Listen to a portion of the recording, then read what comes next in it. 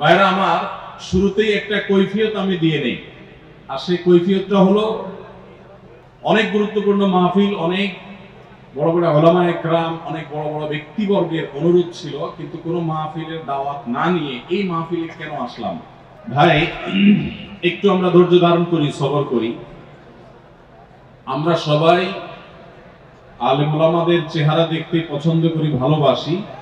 এই ভালোবাসা যদি আল্লাহর জন্য হয়ে থাকে, ইনশাআল্লাহ এটি একটি নেকামল এবং এটি একটি ইবাদত, এর কারণে আপনারা সওয়াব পাবেন। কিন্তু হুজুরের চেহারা দেখতে না পারলে প্রয়োজনে একজনের ঘুষি মারে দাঁত ফেলে হলে হুজুরে দেখবো, এটাতে সওয়াব হবে না গুনাহ হবে?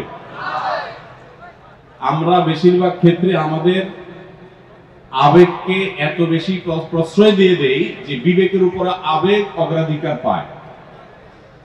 হুজুরের সাথে হাত মিলানো ভালো কথা, কিন্তু হুজুরের সাথে হাত মিলালে যে সওয়াব হবে, একজন সাধারণ মানুষের সাথে হাত মিলালেও একই সওয়াব হবে।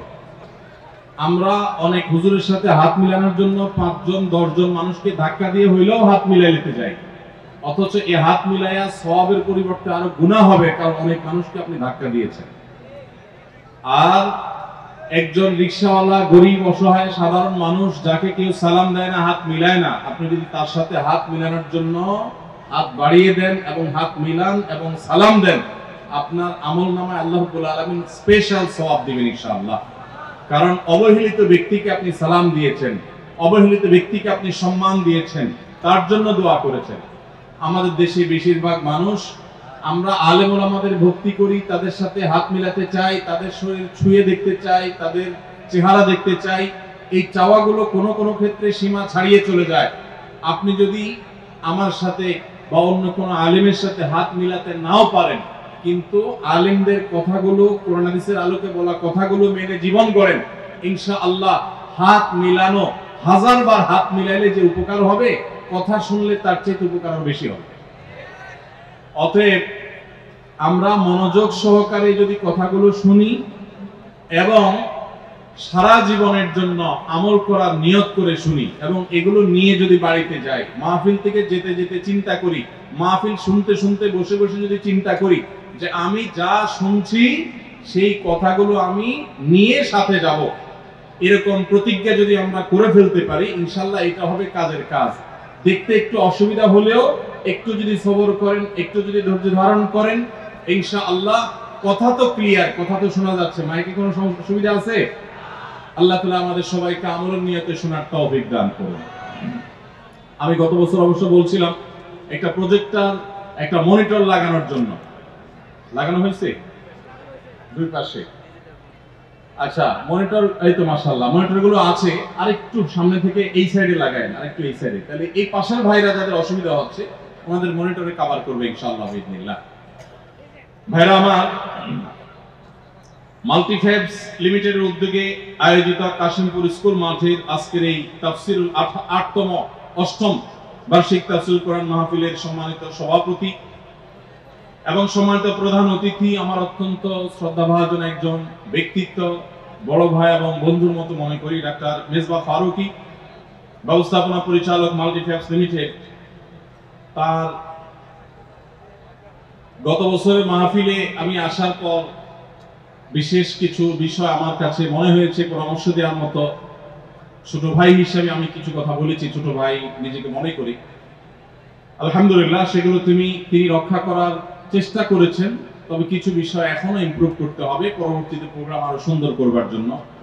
আপনারা প্রতি বছর এই মাঠে একত্রিত হন, দূর দূরান্ত থেকে আসেন, কোরআন এবং হাদিসের কথা শুনেন।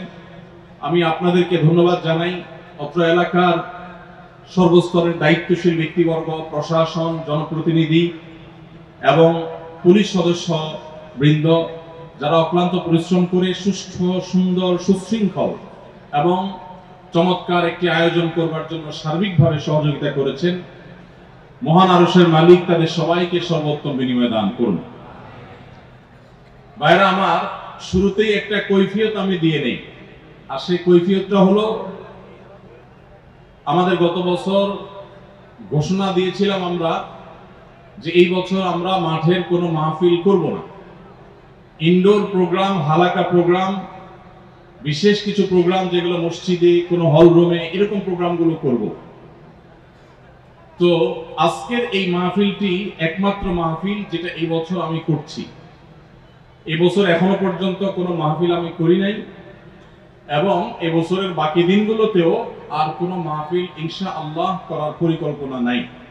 এটাই আমার এই বছরের প্রথম এবং শেষ মাহফিল, আল্লাহ যদি বাঁচিয়ে রাখেন এই মৌসুমে। পরবর্তী মৌসুমগুলোতে মাহফিলে আমরা আবার নিয়মিত হব কিনা সেটা এখনো বিবেচনাধীন। ইনশাআল্লাহ বিদিনিল্লাহ আমরা যদি সেটাকে ভালো মনে করি, পরামর্শ করে সংশ্লিষ্টদের সাথে, ইনশাআল্লাহ বিদিনিল্লাহ হয়তো সীমিত পরিসরে আমরা আবারও মাহফিলে আসতে পারি, যদি আল্লাহ তৌফিক দান করেন এবং পরামর্শ সবাই ইতিবাচক দেন। তাহলে সেক্ষেত্রে আমাদের মুরব্বী, সিনিয়র, অফিসের সহকর্মী সবার সাথে পরামর্শ করে যদি ঠিক হয় ইনশাআল্লাহ আমরা সেটা করব। এখন প্রশ্ন হলো, অনেক গুরুত্বপূর্ণ মাহফিল, অনেক বড় বড় উলামা একরাম, অনেক বড় বড় ব্যক্তিবর্গের অনুরোধ ছিল, কিন্তু কোনো মাহফিলের দাওয়াত না নিয়ে এই মাহফিলে কেন আসলাম? এই হলো কৈফিয়ত। তো কৈফিয়তটা হলো এই যে আমাকে কিছুদিন আগে এই মাহফিলের প্রধান বা অন্যতম আয়োজক ডাক্তার মেজবা ফারুকী ভাই, মাল্টিফ্যাবস গার্মেন্টসের সম্মানিত ব্যবস্থাপনা পরিচালক, তিনি বলেছেন যে এই মাহফিলে তো আপনার এবছর আসার কথা, আমরা পোস্টারও করেছি। আমি তো আসমান থেকে নাজিল হলাম যে আমি তো এবছর কোনো মাহফিল করবো না বলেছি। তো ভাই বললেন যে গত বছর আপনি মাহফিল শেষে ওয়াদা করেছেন এবছর থাকবেন, তো সেই ওয়াদা অনুযায়ী আমরা অলরেডি পোস্টারও ছাপাই ফেলছি। যদি আমি কোনো মাহফিল অগ্রিম, পরবর্তী বছরে কোনো অগ্রিম মাহফিল আমি কখনো নেই না, তারপরে ভাই যেহেতু বলেছেন নিশ্চয়ই আমি ভুলে গেছি। তো ওয়াদা যেহেতু হয়ে গেছে এবং তিনি পোস্টারও করেছেন, সেই ওয়াদা রক্ষার জন্য আজকের এই মাহফিলে আসা। তবে এই মাহফিলটাকে আমি মেজবা ভাইকে বলেছি যে এটাকে আমি আমার মাহফিল মনে করি।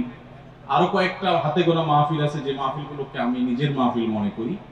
তো সেই জায়গা থেকে গত বছর ওয়াদা করা ছিল একমাত্র এই মাহফিলটার জন্য, আর সেই ওয়াদা রক্ষার জন্য শুধুমাত্র আমার আশা। আল্লাহ যদি তৌফিক দান করে আমরা যে কথা বলেছি সেই কথার উপর আমরা অটল আছি এবং অটল থাকব। তবে মাহফিলের এই ফিল্ড বা এই ময়দানকে আমরা কখনো খারাপ মনে করি না।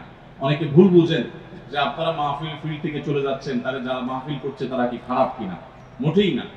আমি একটা কথা প্রায় বলি, এদেশের মানুষের স্বতঃস্ফূর্ত অংশগ্রহণে কোনো সমাবেশ, মানুষের সম্মিলন, কোনো গণমানুষের উপস্থিতির কোনো আয়োজন যদি এদেশে থাকে যেখানে শতভাগ মানুষের স্বতঃস্ফূর্ত অংশগ্রহণ করা হয়, কেউ টাকা দিয়েও আনে না, নোট দিয়েও আনে না, বিরিয়ানি দিয়েও আনে না, এবং কোনো ভয় দেখিয়েও আনে না, কোনো লোভ দেখিয়েও আনে না, মানুষ নিজের গরজে আসে, নিজের খরচে আসে।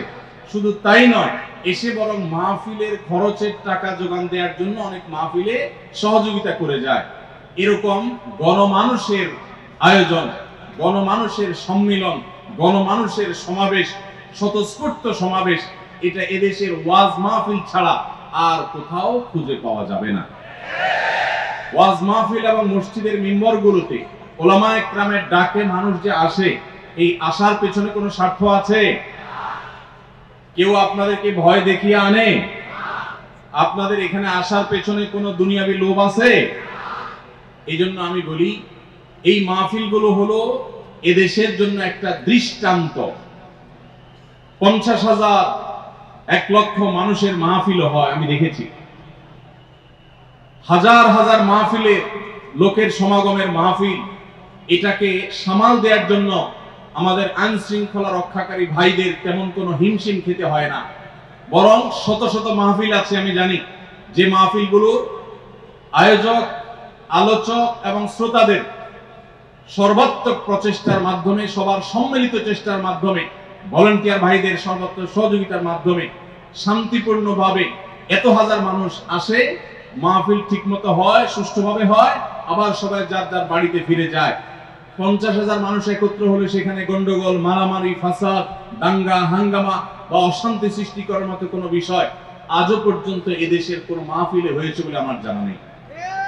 অতএব এই মাহফিলগুলো হলো এদেশের সবচেয়ে বড় আদর্শ মানুষের সমাবেশ, ভালো মানুষদের সম্মিলন। এবং এই সম্মিলনগুলো, এই সমাবেশগুলো থেকে অন্য যত রকমের সমাবেশ, সেটা রাজনৈতিক হোক, সেটা বিনোদনমূলক হোক, সেটা বিভিন্ন নামে হোক, সকল সমাবেশের ভাইদের এই সমাবেশের মানুষগুলো থেকে, মাহফিলের উপস্থিত মানুষগুলো থেকে, এই প্রোগ্রামগুলো থেকে শেখার আছে, জানার আছে, নেওয়ার আছে। আল্লাহ তাআলা মাহফিলের এই ময়দানকে এদেশের মানুষের হেদায়েতের জন্য, এদেশে কোরআন হাদিসের কথা অনুযায়ী আমাদেরকে চলবার জন্য, ইসলামের কথা জানবার এবং মানবার জন্য মাহফিলগুলোকে আল্লাহ তাআলা ভরপুর কামিয়াব এবং কবুল করুন।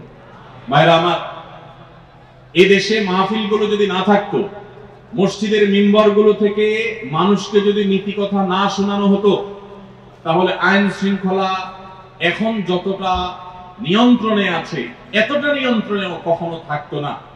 আজ এদেশে যতটা আইন শৃঙ্খলা নিয়ন্ত্রণে আছে, এর পেছনে প্রশাসন, আইন শৃঙ্খলা রক্ষাকারী বিভিন্ন বাহিনী, তারা যেরকম অবদান রেখে চলেছেন, তাদের যেরকম ভূমিকা আছে, আমি মনে করি আইন শৃঙ্খলা যতটুকু নিয়ন্ত্রণে আছে, মানুষ যতটা নীতি এবং আদর্শের উপর আছে, এর পেছনে এদেশের মিম্বরগুলো এবং মাহফিলের স্টেজগুলোর অবদান অনস্বীকার্য।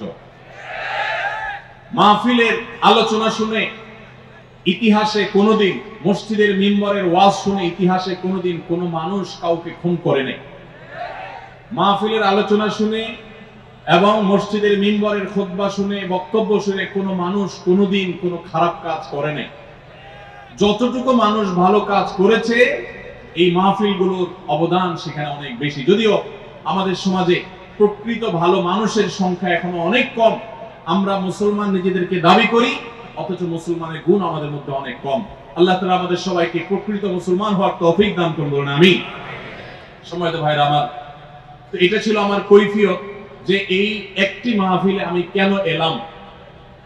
তো সেই কৈফিয়ত আমি আপনাদের সামনে দেওয়ার চেষ্টা করেছি।